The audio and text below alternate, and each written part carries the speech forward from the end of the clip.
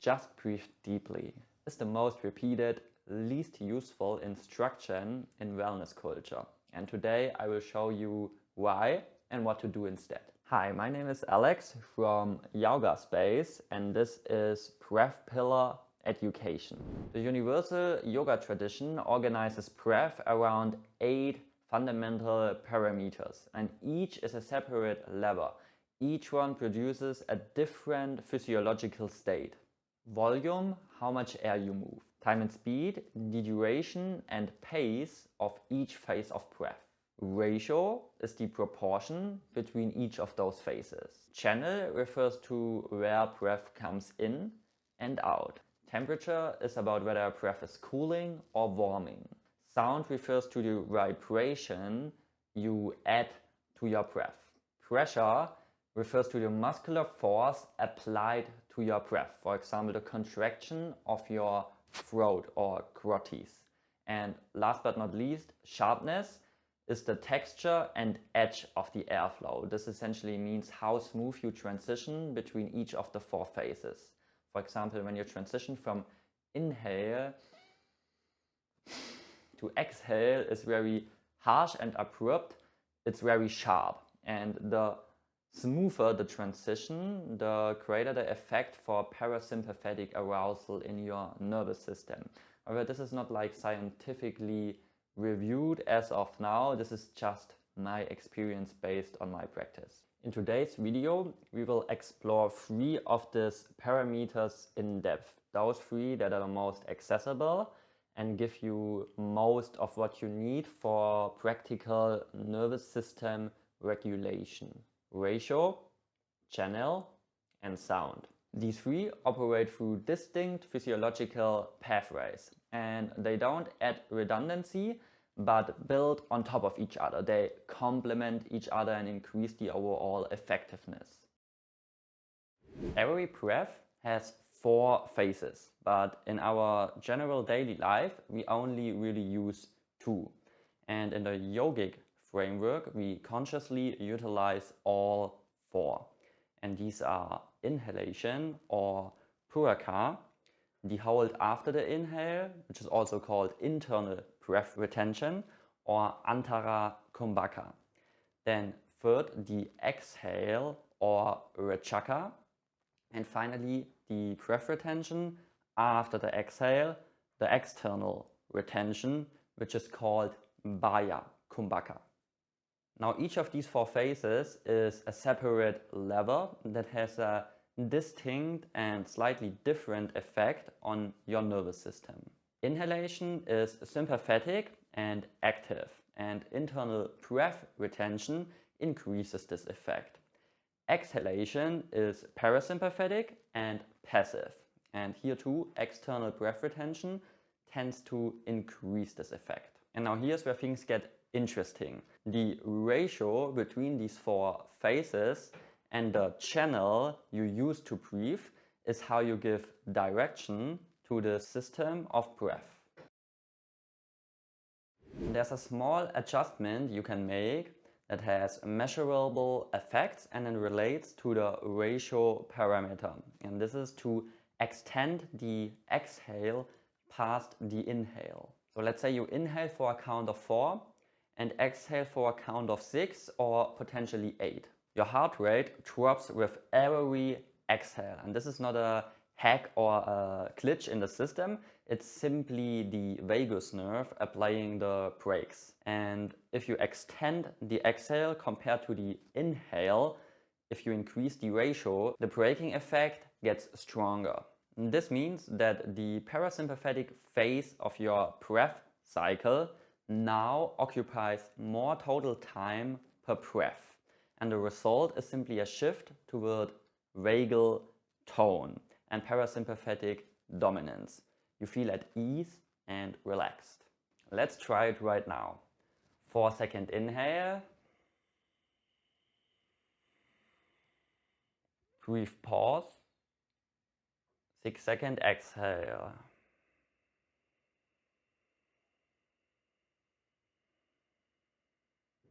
Notice what happens in the chest on the exhale. That drop in tension is measurable. Now, the average person breathes around 15 times per minute, but at 6 breaths per minute, you enter the resonance frequency and everything begins to change. One more thing about ratios, and this really matters, and it's like a safety precaution. We sum up pretty unequal ratios with long retention is advanced territory. Peer-reviewed medical literature is explicit on this. The prolonged breath holding in advanced and unequal ratio breathing patterns creates an intrathoracic pressure changes that can overload the nervous system of unprepared or unexperienced practitioners. And this is why a progression exists in the first place. You start with equal breathing, equal ratios first without breath retentions.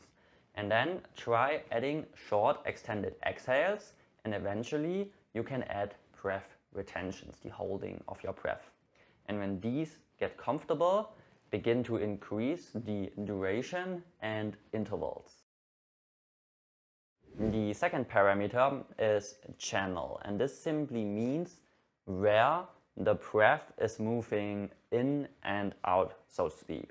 And this is definitely not arbitrary, but has a distinct purpose and effect.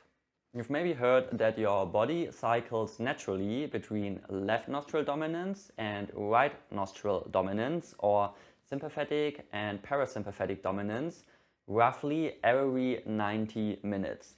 This is the so-called basic rest activity cycle. And during the dominant phase of a nostril, its airway resistance is lower, meaning the airflow is smoother and greater. And here's exactly what that dominance connects to. Your right nostril is wired to the left brain hemisphere, which is your analytical, verbal, sympathetic activation. This is energizing, and it is the gas pedal of your nervous system, so to speak. Now, the left nostril is wired to the right hemisphere and relates to spatial, intuitive, and parasympathetic activation. This is calming and the brake pedal in your system. Breathing through only the right nostril significantly increases oxygen consumption compared to the left nostril.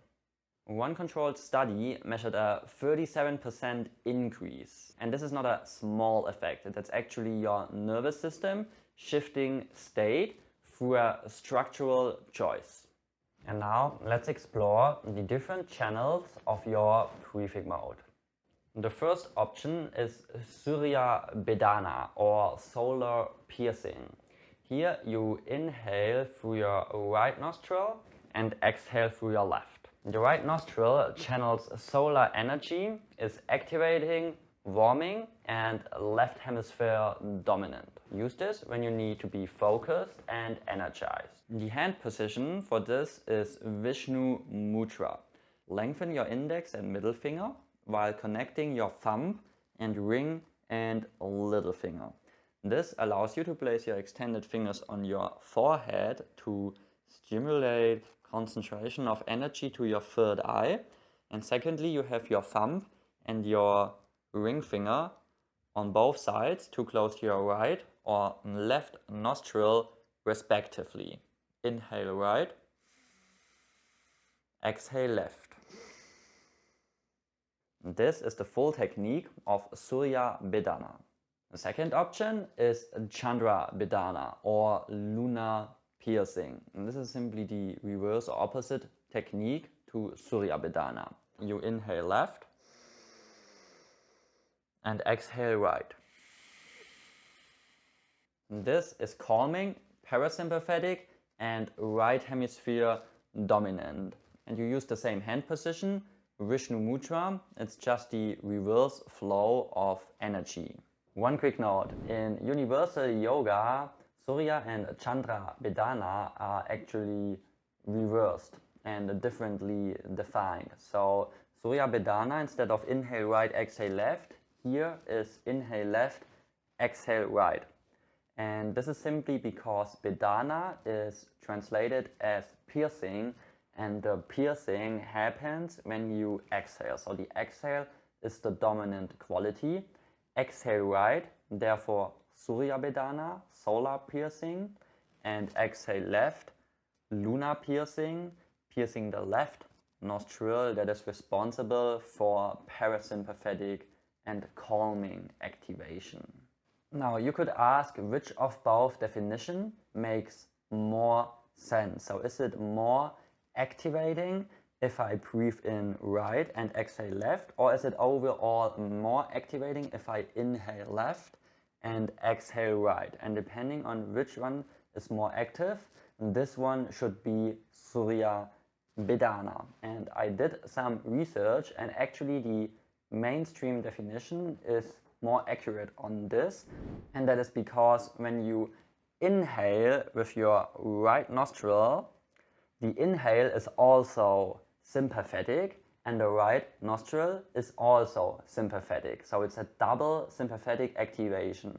But when you inhale through your left nostril and exhale through your right nostril, you inhale with the left nostril, the inhale is sympathetic and active, but the left nostril is parasympathetic and passive. So you have like a conflict of energies and they neutralize each other.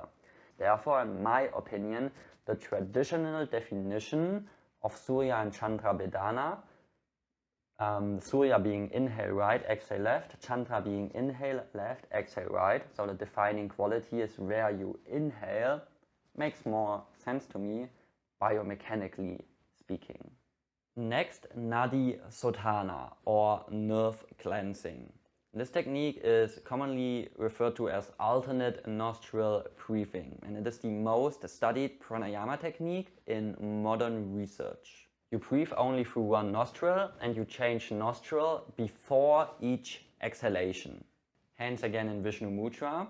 You inhale left, exhale right.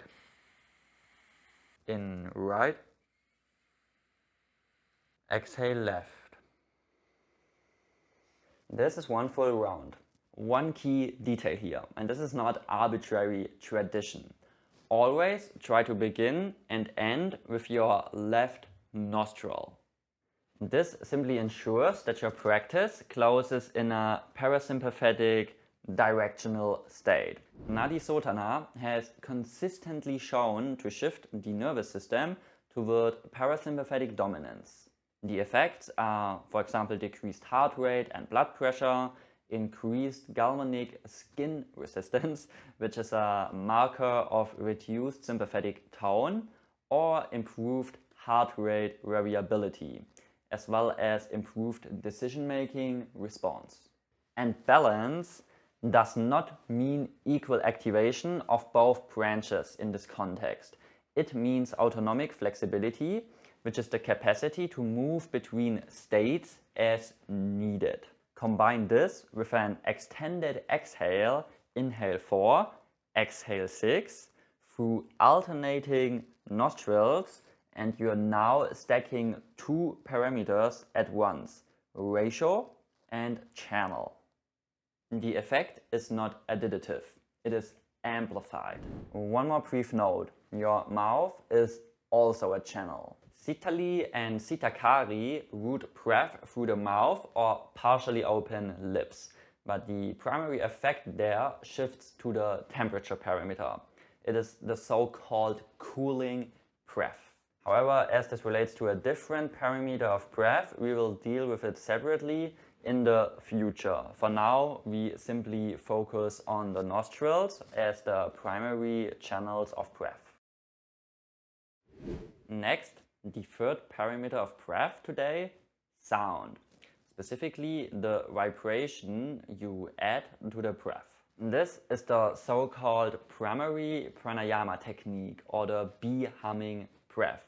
You take a slow, deep inhale and a humming, slow, deep exhale. Your paranasal sinuses are constantly producing nitric oxide. Under normal, quiet breathing, That gas doesn't move efficiently into the nasal airstream because the sinus openings are small. However, when you hum, the vocal cords create oscillating pressure variations that propagate through the nasal cavity. This essentially functions like an acoustic pump. It drives a pressure gradient across the sinus openings and dramatically increases gas exchange. The result? Nasal nitric oxide increases 15-fold compared to quiet exhalation. That figure is from peer-reviewed respiratory medicine research. It's a primary study that has been replicated independently. Slow nasal inhale, long exhale, including the hum. Feel the vibration at the bridge of the nose and forehead. This is the acoustic mechanism at work. Randomized controlled trials show measurable outcomes from primary practice. Increased heart rate variability, which is the indicator for the flexibility of your autonomic nervous system. How well you can transition from this to that state, from active to passive, or from stress to rest. And a second proposed mechanism, supported by moderate evidence, is vibratory stimulation of vagal afferent fibers in the larynx. The hum may directly stimulate the vagus nerve through the vibration itself. Research suggests that this is actually happening. Early research also indicates primary may induce high-frequency gamma brainwave activity during practice. This is the same neural signature seen in deep meditation. However, that finding is still preliminary, based on a small sample size. It's still definitely worth noting, but it's not yet a primary claim. One more technique involving the sound parameter, Ujjayi pranayama, or the victorious breath, which is known as So-Hum breathing in the tradition of universal yoga. Ujjayi pranayama involves a gentle narrowing of the glottis, creating the familiar ocean sound or Darth Vader sound. A randomized controlled trial by Mason and colleagues compared slow breathing with Ujjayi constriction against slow breathing without it. The finding? Adding Ujjayi did not improve baroreflex sensitivity beyond slow breathing alone. So the major cardiovascular benefits appear to come primarily from the slow breathing itself. However, that doesn't mean that Ujjayi does nothing. The slight narrowing of the airway creates a gentle resistance to airflow, and that resistance can subtly change pressure dynamics inside the chest and provides continuous sensory feedback through sound and sensation. In practical terms, Ujjayi acts like a built-in pacing tool. It naturally slows the breath, helps extend the exhale without excessive effort, and gives you an auditory anchor when counting becomes impractical. And yet, there's still more to say and explore about vibration. So let's take a quick detour. Hans Cheney's cymatics research from 1967 demonstrated that sound frequencies create observable geometric structure in physical matter. This is not contested, you can actually see it. The question is whether sustained laryngeal vibration in Ujjayi affects tissue, nervous system, or consciousness at levels that cardiovascular research methods don't measure. Masaru Emoto's water crystal work raised questions about consciousness, vibration, and matter that haven't been trivially answered yet. And Nikola Tesla, and here I'm just citing the widely attributed statement, observed that frequency, vibration, and energy are fundamental to understanding reality. However, both Emoto and Tesla are often contested by mainstream science and have not been replicated under controlled conditions. Current research just measured heart rate and blood pressure. They didn't measure what vibration does at the cellular level or at the level of consciousness. 3 parameters and 3 independent ways into your nervous system. These are not redundant, they simply operate at different levels of the same underlying system. And this is exactly why techniques that combine different parameters or aspects of breath, like primary, the humming breath, plus an extended exhale, plus Nadi Sodhana with a long lunar close, are not just additive, they are qualitatively different. The traditions of yoga map this with precision. The research is now documenting the actual mechanistic basis for what experienced practitioners already knew and practiced since ages. And here is what that looks like in actual practice. With this practice, you have 3 of 8 breath parameters stacked that perfectly build on top of each other and work with each other. Ratio, channel, and sound. Ratio builds baroreflex sensitivity. Channel trains autonomic lateralization. And sound adds nitric oxide and proposed vagal stimulation to the equation. Every time you do this practice, you are rehearsing your nervous system's capacity to shift between states, to engage when you need to engage and to recover when you need to recover. You become responsive and not reactive, and you become resilient and not stressed. If you learned anything new, feel free to share your insights or experience in the comments, and consider to subscribe to this channel to stay updated for future content. In this video, we only dealt with 3 of 8 parameters of breath, so regarding the remaining 5, we will attend to them in future content. To be specific, in about exactly 1 month from now, we will again enter the breath pillar rotation or breath pillar week, and there we will catch up to these 5 remaining pillars. So definitely make sure to stay tuned and be excited for next week, 3 week, where we will start diving deep into the mind pillar. Practice well and see you soon.